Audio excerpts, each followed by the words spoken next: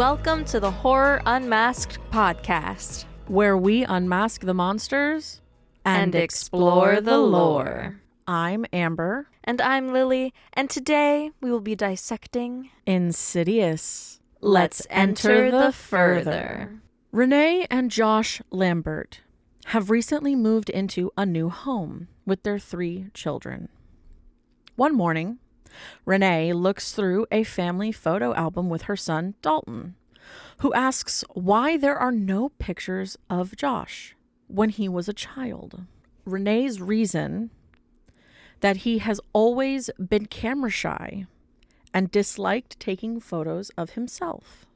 One evening, Dalton sees the attic door open and goes to investigate after hearing sounds upstairs.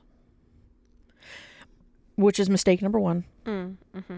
If you heard something, no, you didn't. Right. I just chalk it up to, creaky house. Creaky house, Yeah. rats. Oh, yeah. Anything other. As he enters inside, he tries to climb a ladder to turn on the light, but falls when the ladder cracks. As he falls to the floor, he seems to stare in horror at the darkness, as if looking at something terrifying. Shaken, he is put to bed by Renee and Josh and told not to play in the attic because it is off limits. The next day, Dalton does not wake up. Renee and Josh rush him to the hospital, where the doctors say he is in a coma. That's crazy. Absolutely insane. That's actually kind of one of my fears. I mean, it's 100% possible. Yeah. You can fall, hit your head, be fine-ish for a day, and then be gone. It's very easy. Yeah. It's the whole going to sleep and then not waking back up part. Yeah. Because I know, personally, someone who that has happened to. I know personally someone who that has happened to. They just went to bed and they never woke back up. Same. And but they were young. We were high schoolers. Oh, he was older, crazy. but he was still young. Yeah. My age-ish range. Yeah. It's scary. Scary stuff. It can happen so fast, man. Go to your doctor's appointments. Make sure you're okay. Make sure you're healthy, because you never know. Not to freak anyone out, but this is a horror podcast. Yeah, for real. Anyway. 3 months later, Dalton is moved back to his home while still in a coma. 3 months. 3 months. Jesus. Shortly after, disturbing events begin to occur. A bloody handprint on Dalton's bed, and a strange and frightening man in their infant daughter's bedroom. Which already is just no. Fuck no thanks, not. I'd be done at the bloody handprint. Yeah. Huh? How'd that get there? The fuck? Renee becomes more disturbed when their youngest son, Foster, says he does not like it when Dalton walks around at night. I'd be gone. I'd be so gone. Yeah. If that was not my child. I know you'd be gone. And I know it's because we've talked about this, where you thought I said some weird out-of-pocket possessed shit. I tried to ask my mom in the middle of the night, can we leave? In the middle of the night, Can we fucking leave? I'm out. She's haunted. I'm gone.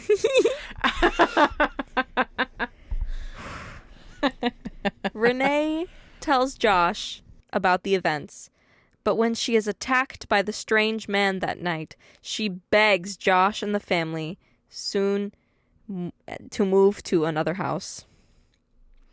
In the new house, the supernatural events continue. Which is such bullshit. I hate that. You think you escaped and then you're just like, nah, motherfucker. It's like you just move into a new home. Shit happens. They literally moved into a brand new effing house. At the beginning of... Shit hit the fan and then it just followed them. Yeah. Lorraine, Josh's mother, recalls having a strange dream of going inside Dalton's room in the night and seeing something standing in the corner. When questioned, "What do you want?" it replied, "Dalton." Hell no. I'm out. Uh-huh. Again. Spoiler warning. Skip ahead. Subsequently, Lorraine sees a red-faced figure standing behind Josh that roars at her. And Dalton is then violently attacked in his bedroom. This prompts Lorraine to contact a friend, Elise Rainier, who specializes in the investigation of paranormal activity. Elise explains to Renee and Josh that Dalton has the ability to astral project while sleeping, and that he has been doing it since he was very young. Dalton has become lost in a place called The Further. And if I were lost in a place called The Further for months, I'm sorry, if I came back, that would change me. lock me up. Like, That's all I gotta say. Like, lock me the fuck up. Actually, no. I would be so changed. I'm sorry. I feel like I'd be more of a person. Okay, it could either go two ways. It could either be after being in a place like that and realizing that all of these things are real. Yeah. And coming from the trauma of stuff that must have happened to you while you were in there for that long. Either you go off the fucking rails and just you don't give a shit about life anymore. Yeah. Or you're that person who just wants peace and just wants nature and just wants to live Possibly. with, or you're broken. Or you're broken. Or you're broken. One or the other. I don't think there's an in-between. You also have to think, here's the difference, is that like the ultimatum of where Dalton actually is when we find him. Has he been there the whole time? Right. Because if it's that, then you definitely are broken. Oh yeah. Oh yeah. Oh yeah. They run a session to try to communicate with their son, but Dalton appears, and the demon uses Dalton's body to fight the group, along with other entities who want Dalton's body. Crazy. After the session, Elise calls Lorraine, and the two reveal to the couple that Josh also can astral project and was terrorized by an evil spirit during his childhood. You know, Josh, that might have been something to... He didn't know. I know. Ugh. Lorraine shows them pictures from Josh's childhood, revealing a shadowy old woman. Elise suggests that Josh should use his ability to find and help return Dalton's soul, to which Josh agrees. Of course. Right. Josh enters the red door, discovering a sobbing Dalton chained to the floor. Yeah. That's insane. Josh frees his son, but the demon has discovered Josh's presence and attacks them. In search of their physical bodies, Josh and Dalton flee the demon's lair, with the demon in pursuit. Moments later, Josh and Dalton both awaken, but Elise takes a photo of Josh as something bothers her, and Josh goes into a rage, killing her. It is revealed that Josh has been possessed by the Shadow Woman. Renee finds Elise dead as Josh appears behind her. The end. Also, why the fuck did you laugh when it's like, and he kills her? What the fuck? Because it's crazy. I mean, it is crazy. It's crazy. It is a Are crazy you kidding moment. me? Facts. That is true. Dude. It is a pretty wild moment. Ugh. All right. I have no choice but to laugh, otherwise I'll cry. So this movie was released April 1st, 2011, which As is a prank. wild because 100%. The director, James Wan.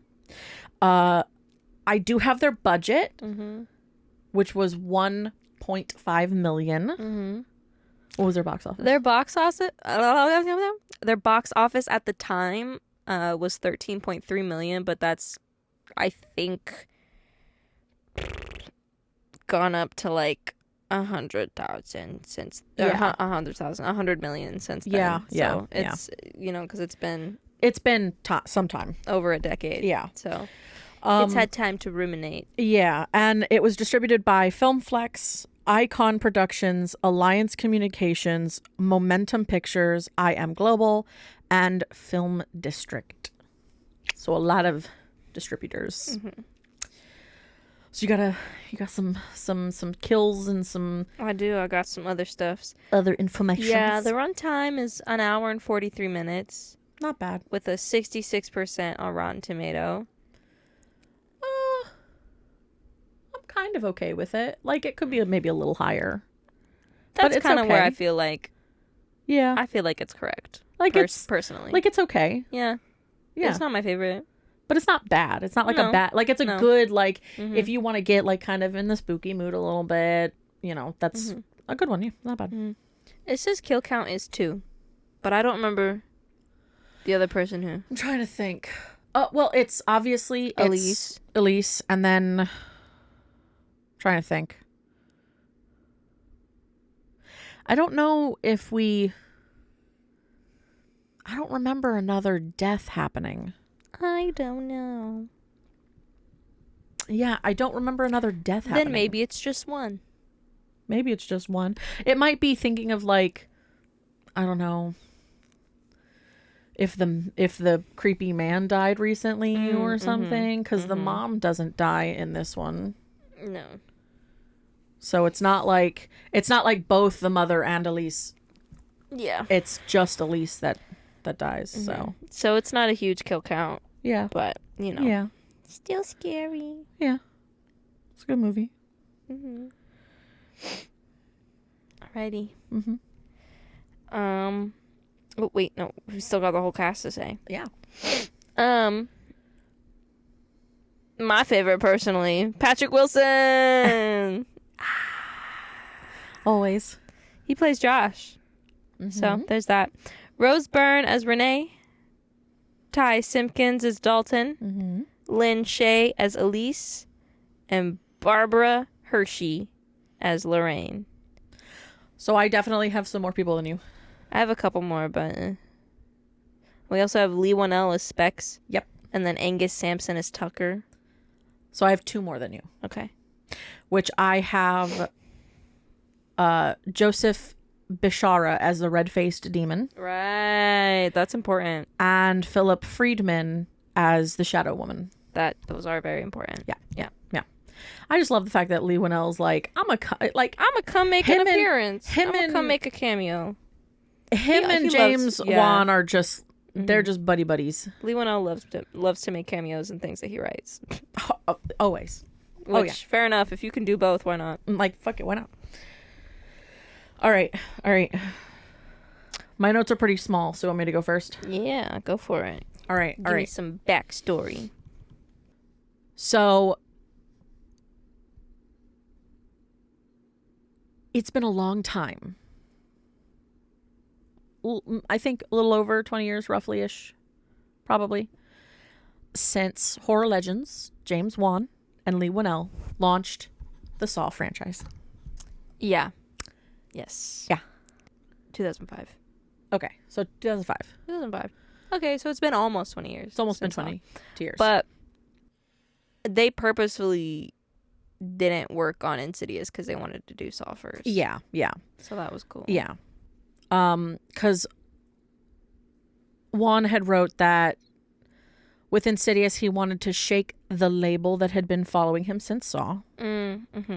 He felt the most important thing the film needed was to be scary, and so they dove into the creepy world of astral projection and dimensional traveling.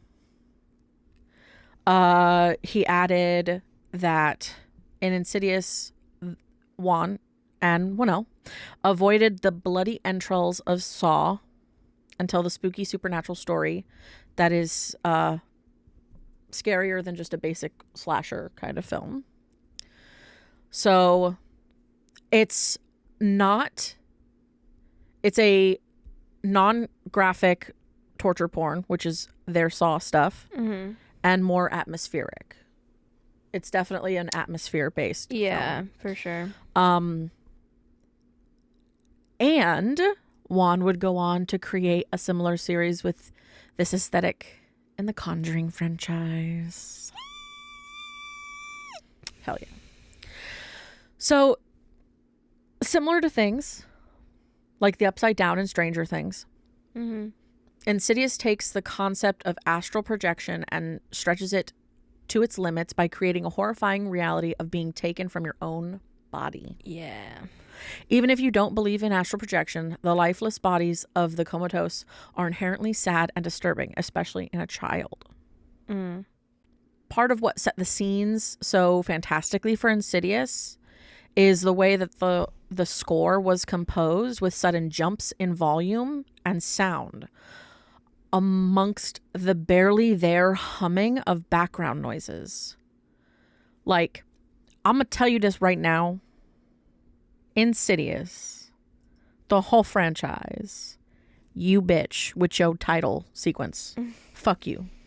And it's so loud. And they go from like a normal volume to just something blaring. Yeah, I noticed that with this movie. Like, you have to turn it up and super loud at some points, and then you have to like it, and then fucking quickly turn it back down. Yeah, they definitely were messing with the sound, especially when the door alarm goes off. Like, that shit is wild because they have a very quiet kind of experience, and then boom. It's almost like you have to watch this on a specific day where you know you're not going to be irritating a lot of people. But you know what's even wilder is something that I can talk about in a minute. Oh. Okay.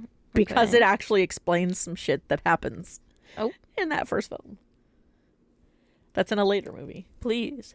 So, but finishing off this more so. So, again, as we were talking about, it makes you have to lean in to hear things. Doing this recreates the visual jump scares using only sound, which is not always easy to do. The loud noises created by the music contrast with the overall silence seen throughout most of the film. The contrast creates a great deal of tension as the long bouts of quiet dialogue are punctuated by loud sound effects or sudden shouts. So from a technical standpoint, Insidious has aged quite nicely, I will say. It's pretty good for what it's done. The cinematographer, John Lenati and David Brewer, are genre regulars, working on horror before and in the decades after the film was made. Handheld camera work provides ample padding for the thin characterization. The unsecured floating eye whip panning and darting to reinforce anxiety and adds a solemn witness for the misery the family is experiencing. And the handheld work in horror always brings an intensity of viewership. The unstable framing quietly destabilizes our viewpoint and occasionally transforms the audience into one of the hungry phantasms preying upon the family. So there's definitely that whole side of it. There's a couple like weird things that happen in the other films, specifically even this one, like the door alarm and everything like that happening. In the final movie that is Insidious, The Red Door, we get to see a future them. Now, kind of leading up to this, to give a little context for the other films, and also so that my section's a little longer because it's ibbities. Anyway, the second film focuses on the revelations and the realizations of Josh having the ability to astral project and kind of showing his childhood and like what happened with all of that. You actually end up getting a moment in time where some all sorts of stuff starts to happen, and you kind of get that. But also because in that film, Josh is still possessed by the Shadow Woman, which is actually revealed to be a man whose mother refused to have a son and so forced him to be a girl because she wanted a daughter, which is kind of why she's a shadow woman. And so that's kind of the base of it, and kind of the terror that occurred from him being possessed, and the whole process of actually Dalton choosing to go back into the further to save his father and bring him back and everything.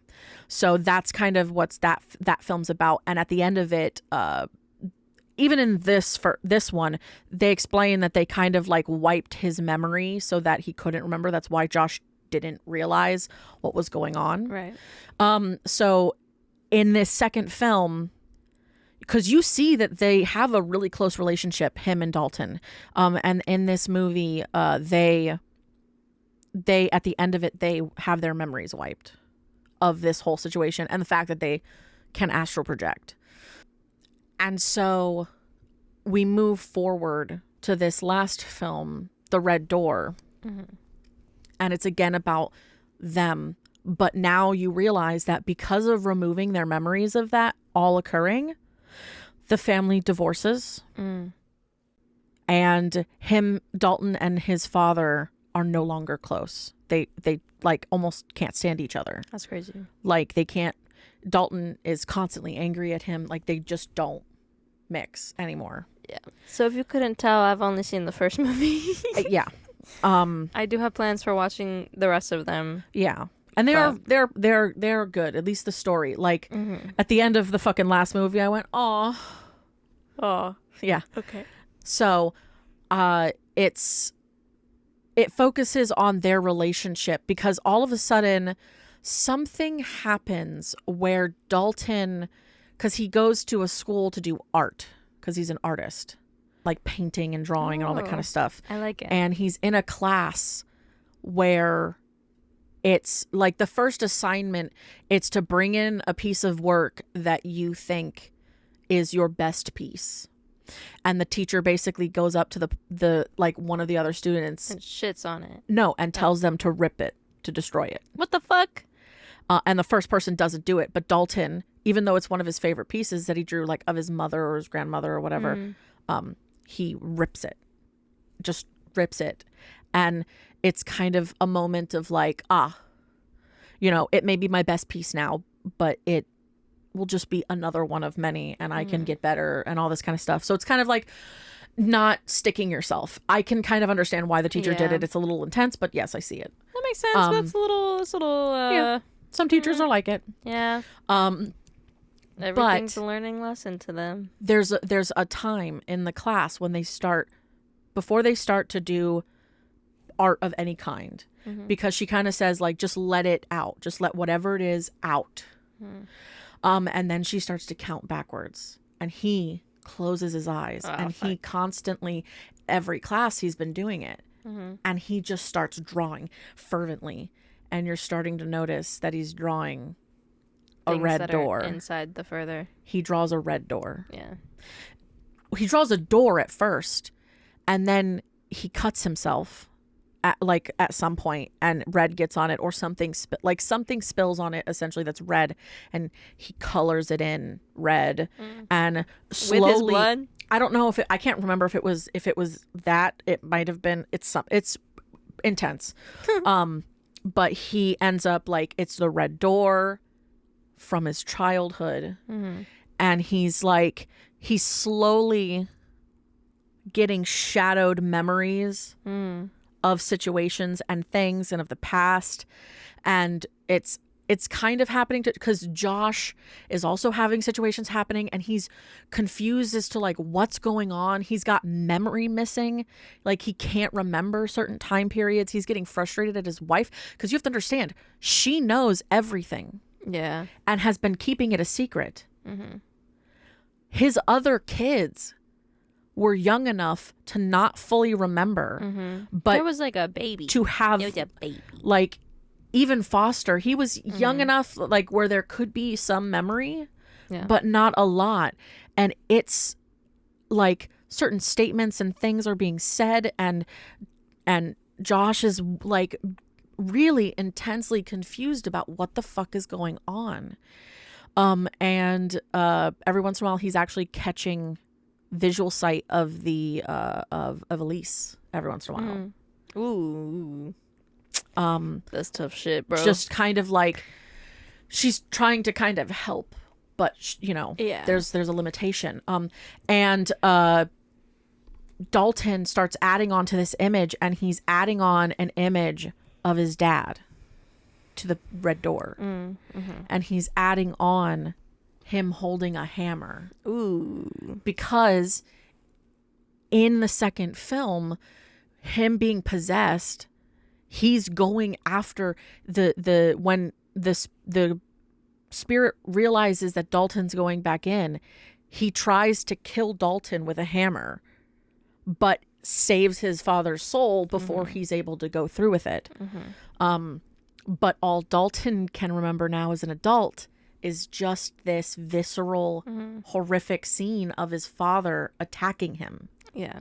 And not understanding why. Like why or when or... Exactly. And the problem is that, so he also has a roommate and she's cool and everything, but they have this, like, he's slowly trying to figure out what the fuck's wrong because they both are realizing that they have memory gaps, that they don't know what's going on, that and the roommate, or you're just talking about Josh and Josh his dad? and Josh Dalton. and Dalton. Yeah, the two of them are having memory gaps. They're realizing it at different times. And the roommate, I think that they talk about something along the lines of like, they start thinking about astral projection. Dalton gets to that faster. And he chooses, there's a moment of time where he goes under. Ooh.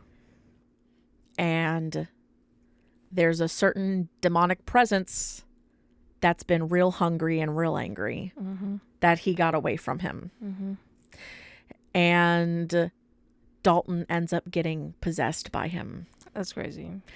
It's actually some of the scenes that were inside of the house. Yeah. There's like a room, and there's the room that had the like string lights on the floor, and the figure kind of shaking, facing away. Oh, that's adult Dalton in college, and the roommate, they were trying to have lights on to keep the darkness away. Oh. But he ended up getting possessed anyway. Yeah. It was kind of one of those situations that happened. So there's a couple That scenes house that are was in so red.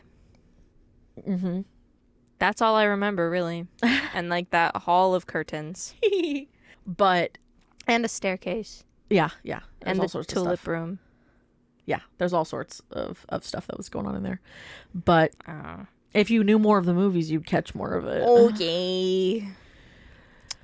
But eventually what happens is that Josh they admit to him. They're like, this is what's happened. This is why you have to... How many years later is it? Like, Dalton's in college. So probably like A long time. 10, 15. 10, 15 years. Because all of his siblings are older. Dalton's in college and everything. But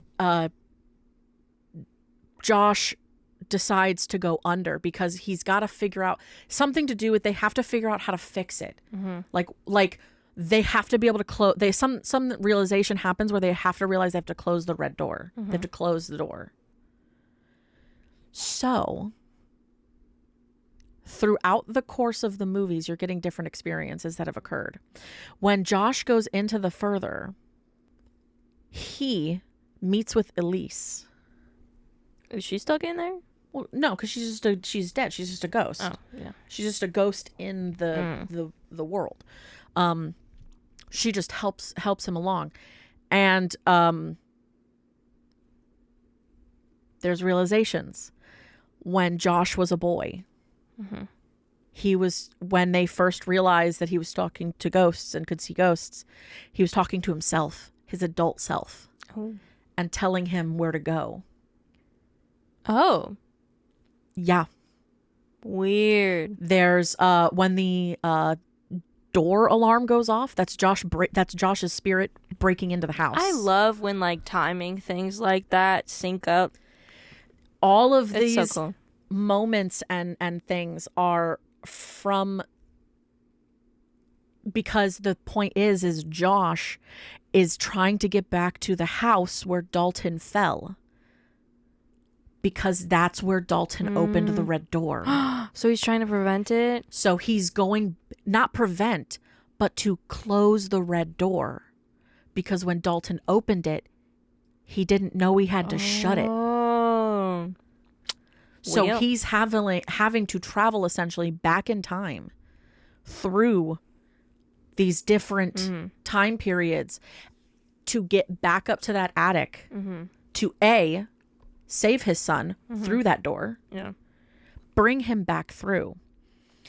And the scene that's occurring at the end of the movie is amazing. Honestly, it's intense. Do you want to hear it? Yes. Spoiler warning. Super spoiler warning for Skip this ahead. movie. The demon is chasing them. Ooh. After he's saved Dalton and the two of them reconnect and realize that this is what they forgot, their connection to each other. Dalton and him are running through, and he finally gets to the door, and they rush through, and he closes the door, but the demon is shaking the door. So they're like, someone has to hold the door closed. So Josh Obviously. tells Dalton to go, and that he will hold the door closed for the rest of time if he has to. Oh my gosh. He will stay there and let his body go in order for Dalton to be able to go back to his body and live. And he will sit there and watch the door That's crazy. to keep it locked. That's so sad. And he Is the door as big in the movie as it no. was at the house? That was intentional because of like guest travel. It's not, they can't make it the same size as like a regular fucking door. Otherwise the guests are going to have a real experience with trying to get through that. So that was more of like a visual play. The door is a normal size door. Okay. Josh tells Dalton to go. And when Dalton gets back to his body, he wakes up and he's freaking out because he's like, I don't know what to do. He's stuck there, and it's my fault that he's stuck there. And the demon is obviously, I know that it's not the same size. I watched the first movie. Yeah, the demon is pushing against the door, trying to break the door down. Breaks the door, starts breaking at the door, starts trying to come through the door in any way it can. And Dalton on the outside has his drawing he did of the door. Oh shit. And starts to take black paint and starts covering the door in black paint. And on Josh's side, it's slowly being covered in black ink, black paint. Weird. And he's doing it as fast as he can, and the demon's trying to get through, and he finally is able to cover it completely, and Josh is able To finally come back. But the problem is he has no lantern. What do you mean? So he's stuck. He's sitting What do there. you He's like, he mean? doesn't know where he's going. And all of a sudden, That's some bullshit. his dad shows up and offers him a lantern. Because there's a certain point in one of the movies where Josh realizes that he got it from his dad, his ability to astral project. Okay. And that his dad's also been trying to help him. That's really sweet. Are you kidding me? And then his dad shows up and offers him a lantern. And he's able to get back to his body before his body dies. That's insane. And That's a crazy story. it's kind of amazing because once you get to see Dalton and Josh kind of reunite together, and Josh sees that there's a new he made a comment earlier that there was no images of him at the beginning of the film that Dalton has drawn. He's refused to draw any images of his father because of their divide that they had. And he comes back in and he says, I'm finally on the wall. And they pan over and it's the image of Josh carrying his young son Dalton out of the darkness. Ooh. From the first movie. Him carrying him to safety.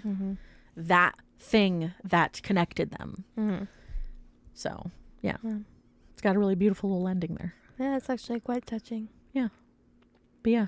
It's kind of a little bit of an overview of the at least the specific ones that's associated with this family.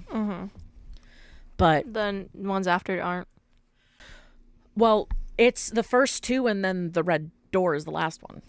Because what it is it's in the second film that Elise helps him. And in the final one, it's like he's trying, because Josh is having memory problems. He's literally having problems remembering things and remembering people because of them cutting. Like, he's slowly like forgetting his mother. Oof. And all sorts of stuff. Like, there's all sorts of chaos that's been happening and because of his memory losses. Like, you're forgetting people and all sorts of stuff. So, yeah, it was really intense. Sounds intense. You need to watch them, bitch. I'm going to. You gotta watch them. I will. Because one of the films is Elise's past. And everything that led her up to what happened in the first Insidious. So.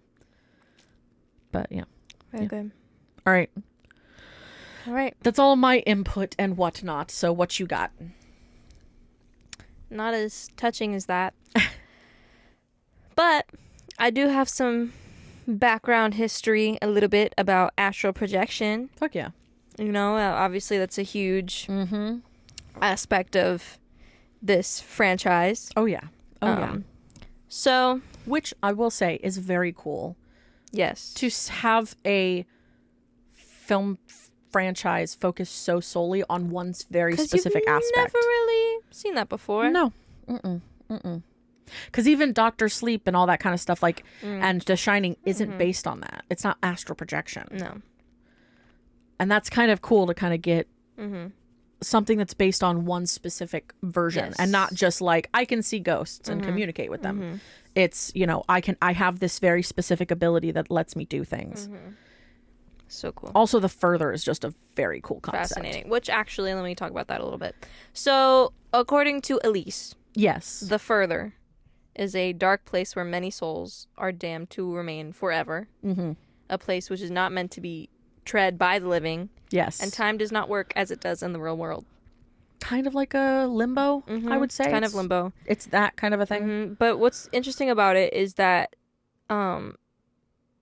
while it may mirror the real world, the distances are different. Yeah.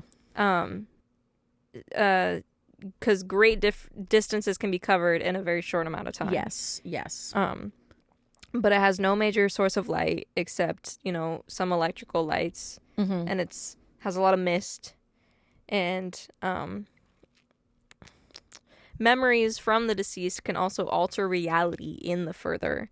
So as rooms that contain strong memories may still appear as lively and illuminated as those in the real world, yet they may suddenly change into other rooms contained in the memories of those they belong to. That's actually really cool. So, yeah.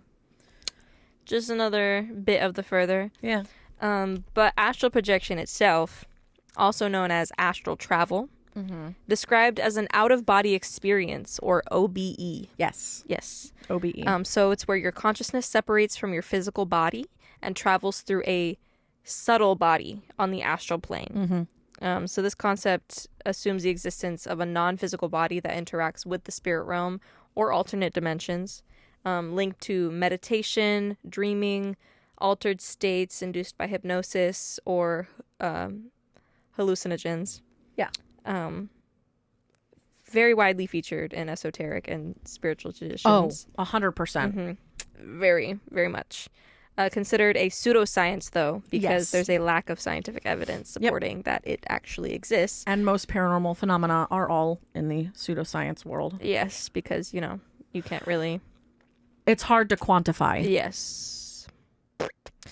But there are many, many cultural examples of astral projection. Yes. Ancient Egypt traditions.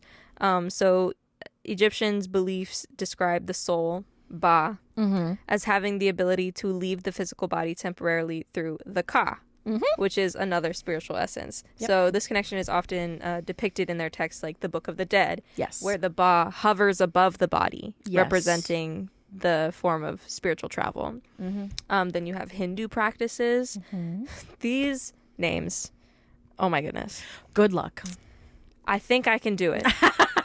I was practicing. So ancient Hindu scriptures, like the Mahabharata Yes, that's correct. and the Yoga Vashishta, Yes. describe the astral body as the Linga Sarira, used for spiritual journeys. So ancient Hindu scriptures, like what I just said, describe the astral body as Linga Sarira, so used for spiritual journeys. So the yoga practitioners is where this comes from. Yeah. Seek to achieve siddhis, which is spiritual powers. So they're looking to get some spiritual powers like astral projection through disciplined practice, Yes. which is of yoga. There are also saints in Hindu practices. and not yoga like you California bitches are doing. No, we're talking Hindu. None of the like I go to yoga class like every week. No. This is intense shit that they're doing. Yes. But there are saints in Hinduism like Swami Pranabhananda and teachings by Paramahansa Yogananda. Gotcha. Yes. Who recount experiences involving astral travel. Apologies ahead of time. Look, I'm we're so trying. sorry. I really did try. I'm trying my best here. They sound okay. I think I did all right. They sound good. Thank you. Fingies crossed. Fingies crossed. But yeah, there's lots of other things within Hindu practices that talk about astral projection, involving yoga and things. But then there's also Japanese. This one I'm probably not going to get, but it's Ikiro. I'm actually pretty good with the Japanese, so if you need any help. I think that's it. In Japanese folklore, an Ikiro refers to a living person's soul temporarily leaving the body. But this is not triggered by, meditation and yoga and things like that. It's actually triggered by intense emotions like anger. So if you get really angry, you step outside of your body. So it could appear before others as a curse or an omen. So They definitely use that in anime. yeah, for sure. But this separation might also occur in cases of extreme illness. But it's not seen as like malevolent type. It's just you're sick. Yeah. Then there's also Christian and Judaic interpretations of it. Some interpretations of Christian texts, such as Paul's mention of being caught up to the third heaven in the second epistle of the Corinthians, which suggests experiences resembling astral travel. Gotcha. So not exactly, but there's also something called the silver cord, which is often compared to the astral body's tether. So that's what connects you and your spiritual self. It makes me think of the Greek and the fates. Yes, kind And of like your- that. Yeah. Which is them cutting your That's why a lot of people think that's more of like a metaphorical thing than it is literal. Oh yeah. But yeah. Today, despite, it's spiritual Us fucking trying. allure. Yeah. Astral projection, as I've said, has not been scientifically proven.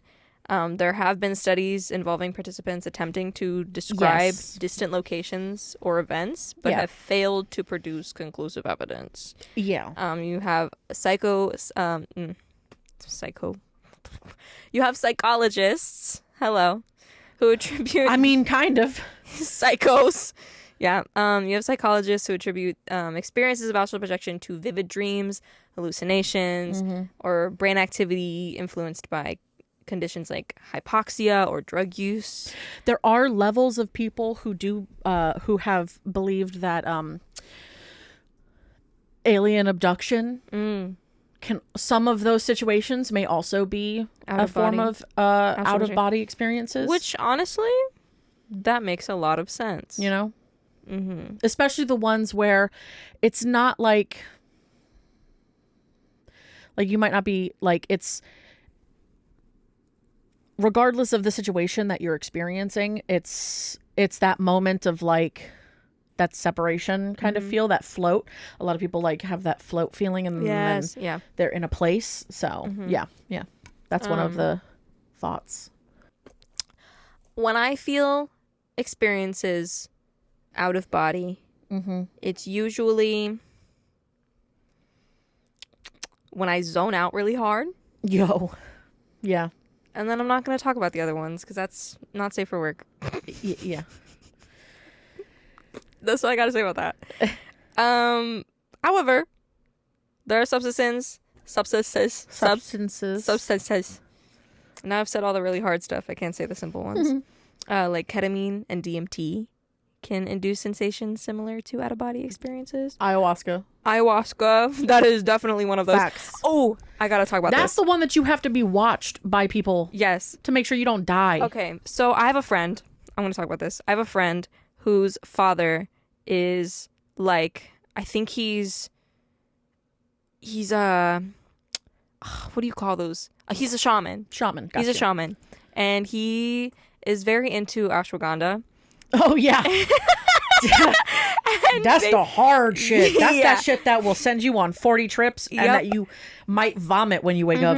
And there's something that she told me about ashwagandha, that basically there's a level that you can hit where you actually go and experience an entirely different life.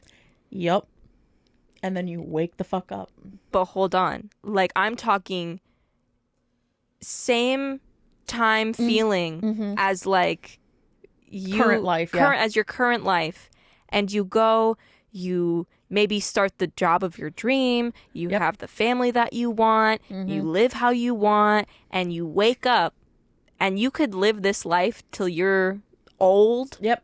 And it can feel like you've lived that full literally 80 from years. birth From birth to death. You could have a great one, or you could have a bad one, depending on your trip. One, depends.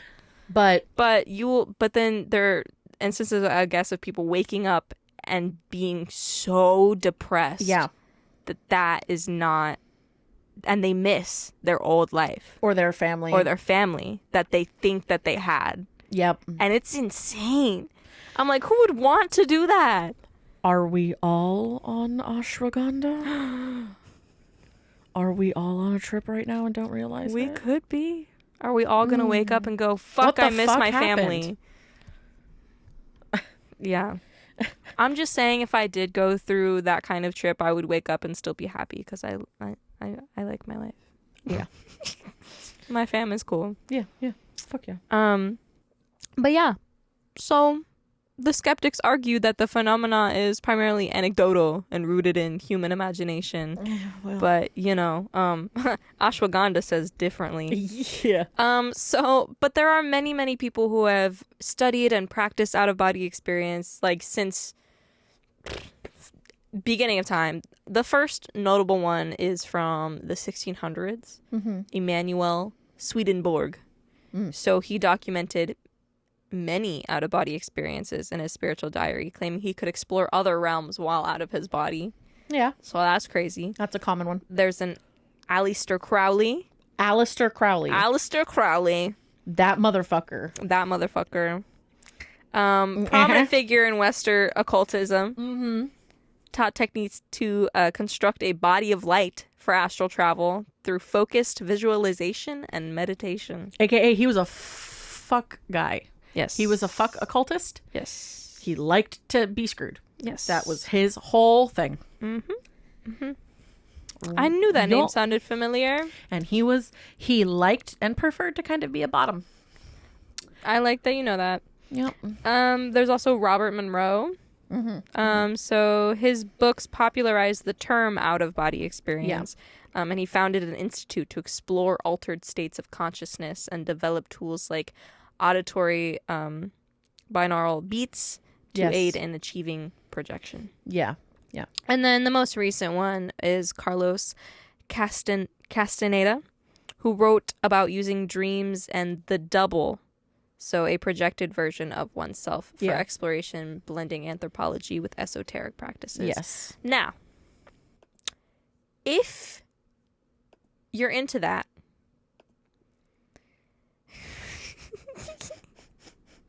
if you're into the thoughts of astral projection, and you want to attempt an astral projection, lay it on me. All you have to do is relax deeply through meditation, or any other way you relax. Anxiety's already got me. Yes, period. Me too. I will never ask for astral project. Fuck God. Well, here are some tips. Reach a state between wakefulness and sleep. Oh, I do that. Then use visualization techniques to imagine yourself floating out of your physical body. Focus on a specific point, like your crown chakra or your belly button, while maintaining a calm and focused mindset. Okay. All right. So the key steps, though, you have to prepare your environment. So you have to find a quiet, comfortable space, minimal distractions, dark room, ideally. Got you. Use techniques like deep breathing exercises and progressive muscle relaxation. And then, focus on a point, visual yourself lifting out of your body, like I said, and then imagine a clear picture of yourself floating outside of yourself, detailing your astral form. Set a clear intention to leave your physical body and explore the astral plane. And once you feel separated, gently move your astral body by visualizing movement. Important considerations, though. Safety first. If you experience anxiety or fear, focus on returning to your physical body by grounding yourself. It can take a lot of time to achieve, but if you practice regularly, maybe it's possible. Nice. But yes, if you want to do that, go for it. It's kind of like, it's reminding me of, what's that one? All the TikTokers did it. Which thing? Like, describe. Like where they would go to Hogwarts. Oh. And live their life in Hogwarts. Oh. Yeah. Or some other Yeah. thing. I don't know. But yeah, that's astral projection. Super cool stuff. Yeah. Super scary sometimes, maybe. Oh, yeah. But that is what it is. Yeah. It's a cool side of the mental process. It's a fascinating, like, idea of possibility. Yes. But yeah. And then I have some 1 stars. Perfect. Yes. Lego. All right. Why do people love this movie? It's not bad enough to be funny or guilty pleasure. Not good enough to be earnestly enjoyable. I mean, I love horror. Even bad horror. And I see nothing to like here. Just cheap jump scares that aren't even really creepy. The scary costumes look like the costume you put together on Halloween when you forgot it was Halloween and just looked around your house. The writer has written good movies. The director has directed good movies. Actors have acted in good movies. Why is this one so nothing? And this is like a 6-movie franchise. I expected the first or second to be okay based on that, but it's really just a bunch of nothing. Did they pay a bunch of bots to write reviews? Well, okay. We've already explained that it's not a terrible movie. Yes. We've already explained. So, yes, there are 5 movies. I don't know where they're getting 6 out of that, but whatever. We've already said, it's not the best movie, but it's not a bad movie. And if you like bad horror you should like this movie. Like when you're thinking guilty pleasure, Probably talking about stuff like that's other shit. Like a guilty pleasure is something that you like. It's like watching the Kardashians. Like that makes sense. That's a guilty pleasure. That's a guilty pleasure. Because it's not like, it's not good TV, but you watch it because you just, I guess it's entertaining to you. Yeah. So this is a good movie to watch just to watch. It's the starting. It's also, people always forget and shit on the first movies because it's the first movie. So there's like a lot of setup that has to happen. It's just like the first book in books. People like to bitch and complain about. They have to set up. They have to set the world. And, introduce you to people and like, explain where things are, and that shit happens, man. Like you have to give yourself a bit of time to really make sure you've got shit situated before you can start fucking around with the story and explaining things. Yep. For this next review, I only put the first couple sentences because I just need you to. I want your commentary on this. Okay. I don't understand how anyone can say PG-13 horror are horror. If no gore, then it's immediately a thriller, not horror. Horror, in definition, has gore, so this is not unofficially a horror movie. That's very wrong. That's extremely incorrect. Lay the info down on us. It's essentially what this person is trying to say is that there's only one version of horror that exists and all others don't exist. Like, supernatural horror is not gory. No. Doesn't have to be. No. I mean, it can be. It can be. It definitely can be.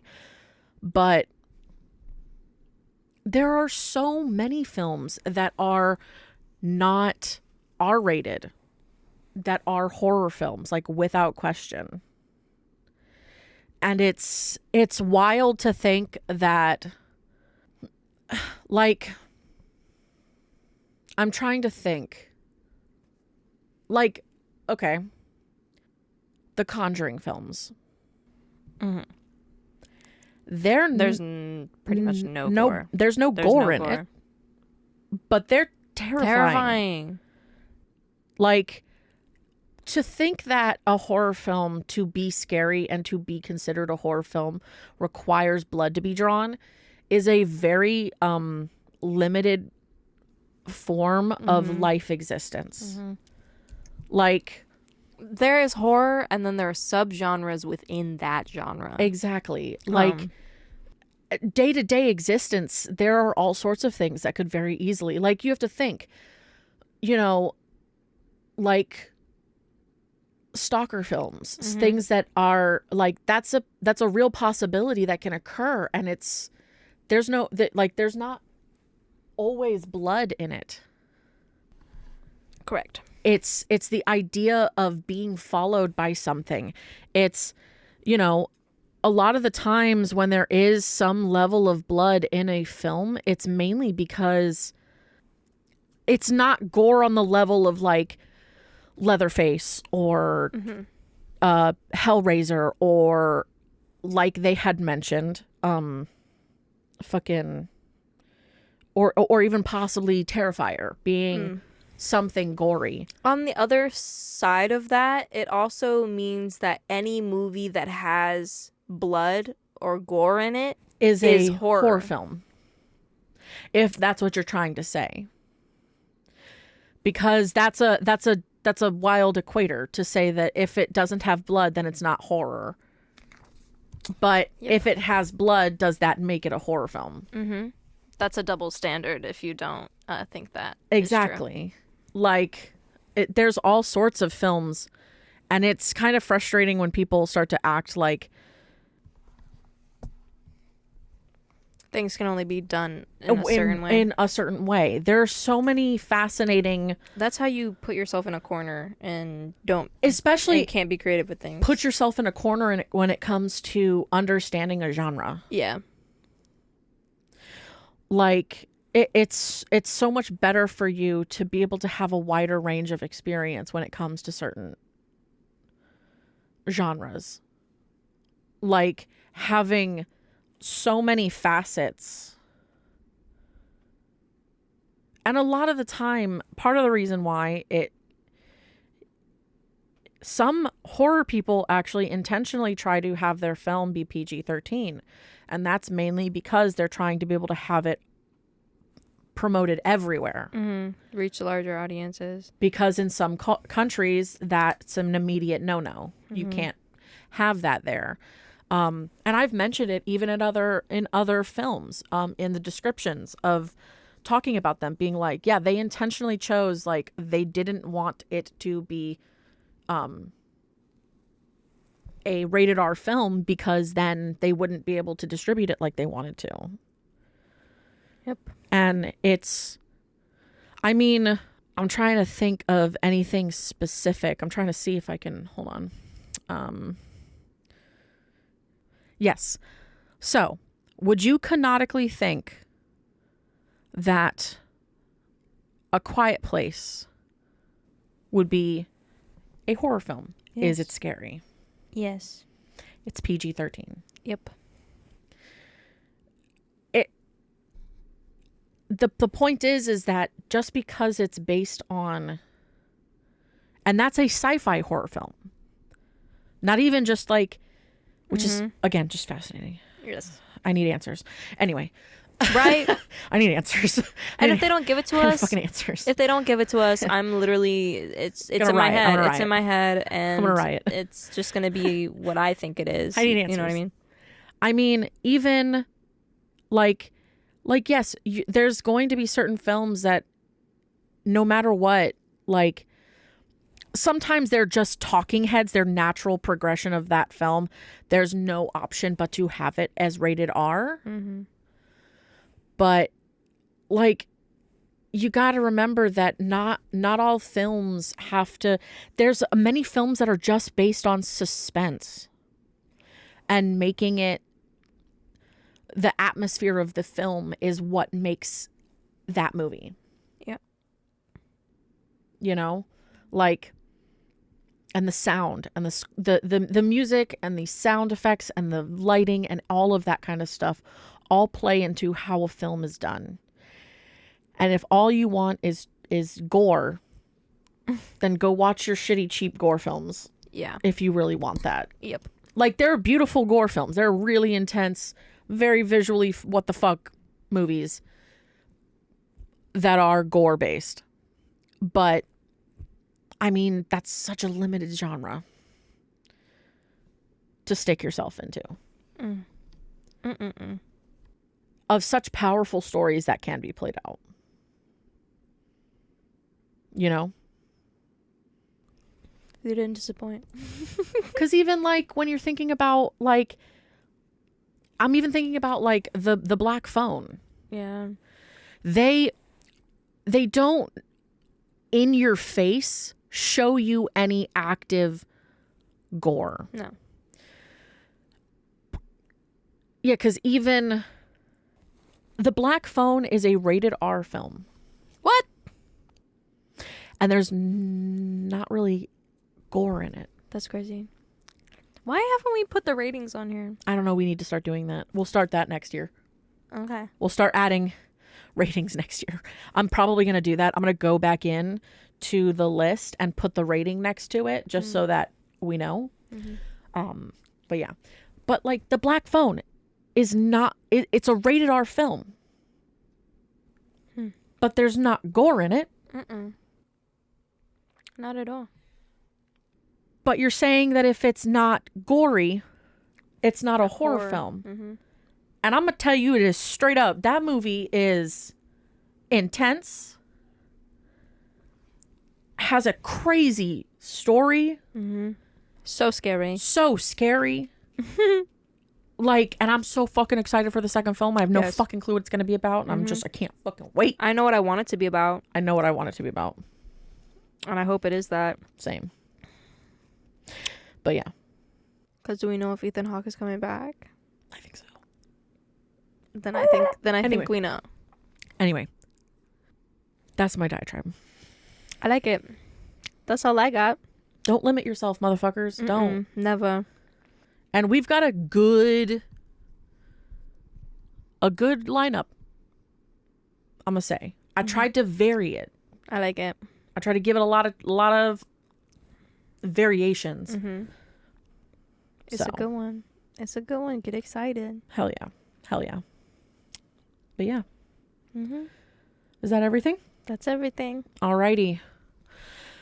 So the next episode is Pet Cemetery.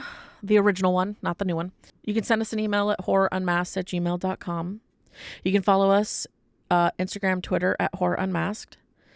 You can listen to us on Spotify, iTunes, Amazon Music, Audible, Pandora, and YouTube at Horror Unmasked Podcast.